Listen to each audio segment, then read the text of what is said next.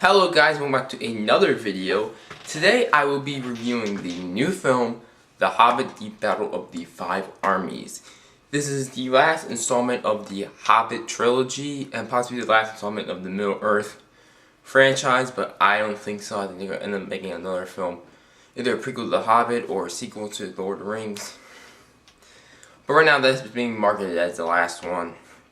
And this one takes place right after Desolation of Smaug, so if you haven't seen Smaug, you gotta watch that film before you see this. So, I watched almost all of the first film, and then first Hobbit on Unexpected Journey, and then I watched some of Desolation of Smaug. I watched the ending and a couple parts in there, like the barrel scene and stuff. So, I was familiar with some of the characters, but not familiar with other characters. And, yeah. Some pros of this film, I think acting was pretty good. I mean, Martin Freeman did good as Bilbo. Ian McKellen, obvious, he does good. And I thought Luke Evans did really good as his character, Bard the Bowman. Well, I don't really think his name was the Bowman, but I think they just added that in. Richard Armitage did decent as Thorin. You get some other people like Hugo Weaving, Kate Blanchett, Christopher Lee, 90-year-old Christopher Lee comes back for like 5 minutes of this film. I don't get that. There's other noticeable people in the film, just as Lee Pace, Orlando Bloom, and stuff like that. I thought they all did good in their roles. Lee Pace sounded very Ronan-like in the elf he was playing. It sounded cool. Visual effects, we all know visual effects for these these Middle-earth films are always going to be good, so it comes as no surprise they are good. But there's a few scenes where they felt kind of like early PS3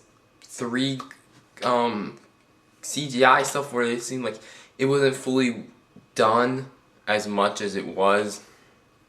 Usually with good CGI, usually needs usually need a picture as I don't know, like wind, climate, stuff like that affecting the people. But like some of this and this, like there's one part where Legolas is just like ignoring physics. It's like CGI was good, but there's certain parts of it that it just didn't feel like as completely done as other parts were, which I understand because it takes a lot of time to do that stuff, but still it wasn't as completely done as the other parts. And I thought the pacing was fine as well. This one only clocks in around, well, including credits, clocks in around 2 hours and 24 minutes, but without credits like 2 hours and 15. So and I thought pacing was fine. It could have gone a little faster, but then it could have gone a little more slower. But it's like this film's all action, so I don't know how they would have done it slower. But yeah, I thought pacing was fine as well. But my really main thing about the main con of this film, the film's all action. You hardly get no plot substance in this film.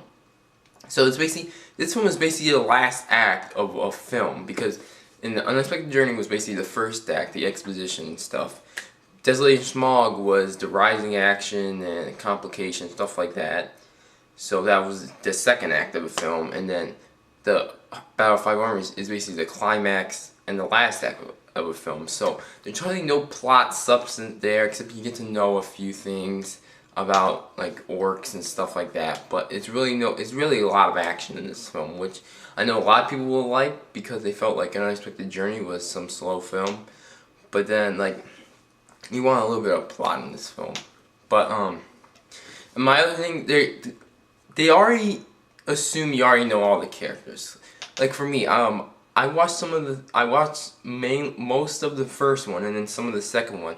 So I didn't really know a lot of the characters. I didn't know all the dwarfs' names, but they hey, you know all the dwarf names and stuff. So I felt like they didn't really develop characters. They developed like friendships and stuff with Thorin and Bilbo and stuff like that, but they didn't really develop the characters as well.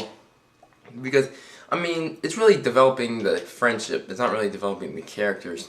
So, and they basically developed the characters in like the first two movies. I guess you need to watch these films all back to back to get one finished film.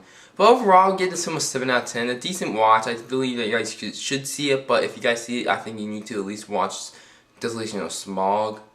But, yeah, so leave in the comment box below what you guys thought of the film. If you guys watched it, please like and share the video with your friends and family. Follow me on Instagram, links are in the description box below. Like my Facebook page, also in the description box below. Please subscribe to this channel. That give me a lot of help. And I hope you guys have a good day, and goodbye.